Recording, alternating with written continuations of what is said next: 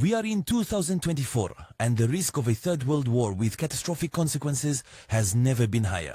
It's in this highly militaristic and quite alarming context that we've decided to dedicate a video to you, more sophisticated and armies from the planet. And even if you think you're knowledgeable in this area, you'd be more than shocked to find out some things you don't know about these weapons. The Brazilian military, or Forças Armadas Brasileiras, is an elite force ranked within the top 20 military powers globally, featuring the latest military technology and a legion of highly trained soldiers. Thus, it can ensure the defense of a territory as vast as Brazil. This strong army also has another charming feature, both literally and figuratively. The Brazilian army's trump card indeed lies in these female soldiers, magnificent creatures with generous shapes and a lethal beauty. These military police soldiers, though they'd all make excellent Miss Universe contestants, they rely not just on their charm, but are true killing machines. These young women are indeed trained in the latest combat and survival techniques and are at least as motivated as their male counterparts. And these soldiers have already demonstrated their capabilities on the ground brilliantly, as most of them have already been deployed in war zones all around the globe as part of UN peacekeeping missions. Even though Bhutan is one of the smallest countries in the world, it nonetheless has an army to be reckoned with. One you'd rather not joke about. Nestled right in the heart of the Himalayas, the Kingdom of Bhutan has only about 780,000 residents, and its army doesn't even reach 10,000 soldiers. Most of these Bhutanese military personnel are infantry soldiers. The Himalayan kingdom has neither a navy nor an air force. Bhutan actually relies on the Indian army to ensure the protection and sovereignty of its airspace. Although its geographical position and the typology of its mountainous territory constitute a natural defense, more than enough. The kingdom is indeed surrounded by some of the highest mountains on the planet, making it a totally impregnable fortress. But if Bhutan doesn't have a large army, the lack of personnel is made up for by the unwavering motivation and legendary courage of its soldiers. And among the ranks of this glorious army lies an elite unit whose main role is the protection of the king. These soldiers, who don't need to be envious of the Navy SEALs, underwent training that was frankly superhuman, aimed to make them exactly that, superhumans, able to face the worst scenarios with boundless determination. These valiant soldiers, who are handpicked, dedicate their lives to their lords, just as in the days of old when the king was followed like a shadow by a group of bodyguards, loyal to him until death. Don't forget to click here to subscribe if you like this video and turn on the notification bell, so you don't miss any of our videos. Come on, let's keep going. It's seen that some countries have laughably small armies, but did you know some nations don't even have the beginnings of a military? Nothing at all. Nothing. Not even a single little soldier. Yes, indeed, since a constituted country Mainly of coral atolls like Nauru, where the Marshall Islands really don't need infantry, artillery, submariners, or fighter pilots. Indeed, these tiny states have hardly more than 500,000 inhabitants, and the defense of their national territory is taken care of. great Western. powers. But Costa Rica, with just under 5 million inhabitants, is one of those rare countries that has consciously decided to abolish their armies, even though they have the human and material capacity to maintain them. This Central American country is also the very first in the world to have constitutionally abolished its army, preferring to prioritize education, health and safety, environmental protection. We could have been hanged. In politics, Costa Rica would be a paradise on earth where people enjoy wealth and development.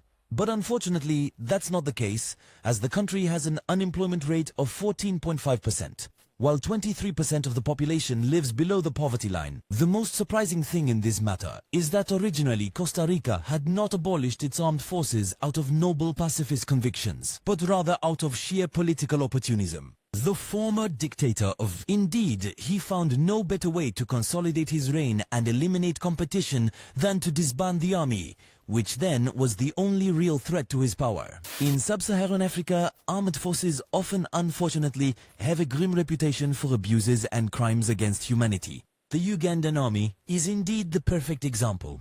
It is now being singled out by the international community, accused of numerous atrocities against civilians. Uganda is regularly a battleground between the regular army and rebels trying to overthrow the government by force. The unfortunate civilians find themselves caught in the crossfire, and with each passing day, gruesome massacres are committed in their ranks by both rebels and the army alike, the same one that is supposed to protect them. This Hungarian weapon was thus the subject of an investigation initiated by the International Criminal Court. But it's hard to do anything concrete, especially legally, given the chaos in the country.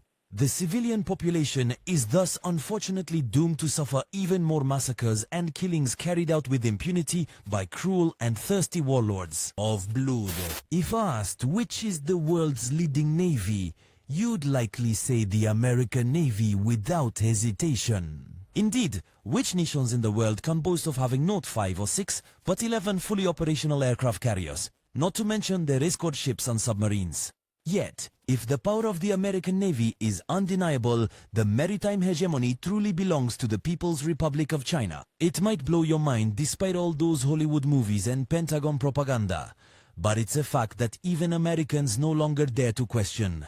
Because with just over 700 warships, the Chinese Navy is by far the largest naval force sailing the oceans of this planet. And even if the Chinese only have 3 aircraft carriers, that doesn't compensates for this lack with brand new, highly efficient cruisers and corvettes, as well as hundreds of other warships for various roles. And as if that wasn't enough, the Chinese Navy is also equipped with a fleet of attack submarines, some of which are nuclear-powered and which have absolutely nothing to envy from the legendary German U-boats that terrorized the Allies during World War II.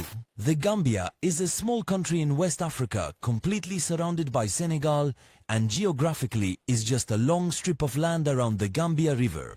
Defending such a territory along a highly frequented river is an extremely delicate task, especially since the entire region is a hub for all kinds of trafficking, but astonishing and other abominations. And being completely landlocked by a country significantly larger than yours, and who could literally swallow you in a single bite, makes this self-defense mission even more risky. However, the Gambian army attempts K1 to overcome all these challenges in order to assert itself as a local actor to be considered. But the size of this army, which barely exceeds 1,600 soldiers, is not exactly a nightmare for the potential enemies of this nation. And the rather rudimentary equipment it has hardly allows it to match its neighboring states, let alone conduct a conventional war properly. In reality, the Gambian army is there only for the prestige of the nation and its sovereignty, thus playing merely a symbolic role in the military geopolitics of the region. Nothing more, nothing less. Unite me. The Swiss army has a truly unique feature in the world, as it is mainly made up of civilians. These are indeed the cities. Swiss citizens make up the ranks. Swiss army, which thus ensures the defense of the entire territory on land as well as in the sky.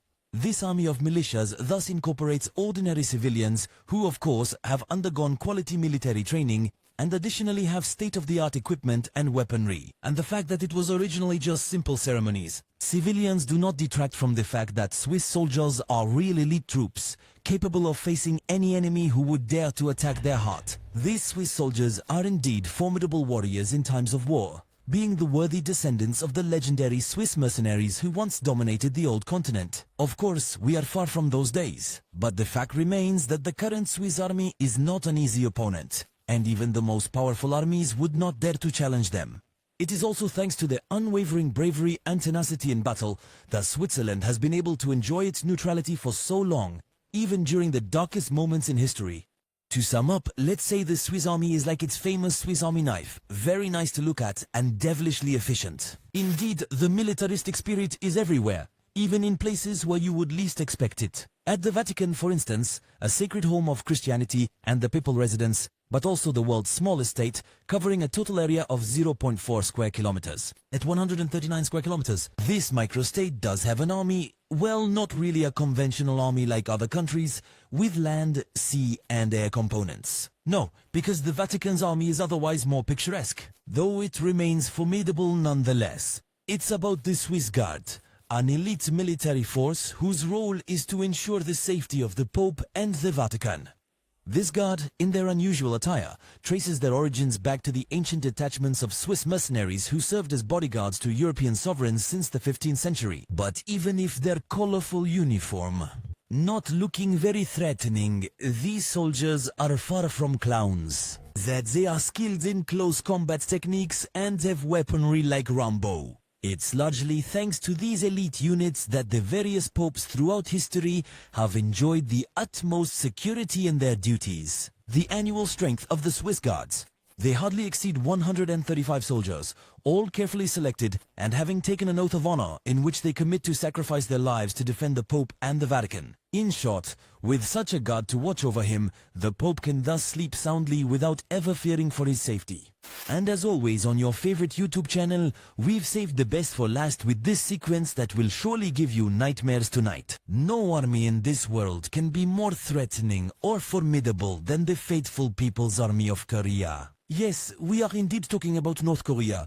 You know, that small country ruled with an iron fist by the chubby tyrant Kim Jong-un. In case you missed North Korea is probably the most militarized country on the planet. Its army, consisting of 1,125,000 active soldiers and 9.5 million reservists, is considered the fourth largest military force in the world in terms of personnel.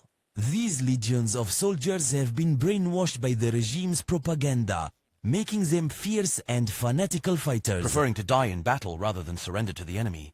And this vast army is also very well equipped, as the militaristic regime spends billions of dollars annually on weaponry from suppliers like China and Russia. North Korea thus has thousands of tanks, howitzers and warplanes, not to mention its own ammunition and military vehicle factories running at full capacity. But North Korea's greatest strength is undoubtedly its nuclear strike capability, given that the country possesses nuclear weapons. And thanks to its space and ballistic program, Kim Jong-un's country can now send intercontinental missiles striking right into the heart of the United States and Europe. Now tell us in the comments what you think about these things you surely didn't know about these armies. Don't forget to subscribe and click here to watch another one of our great videos.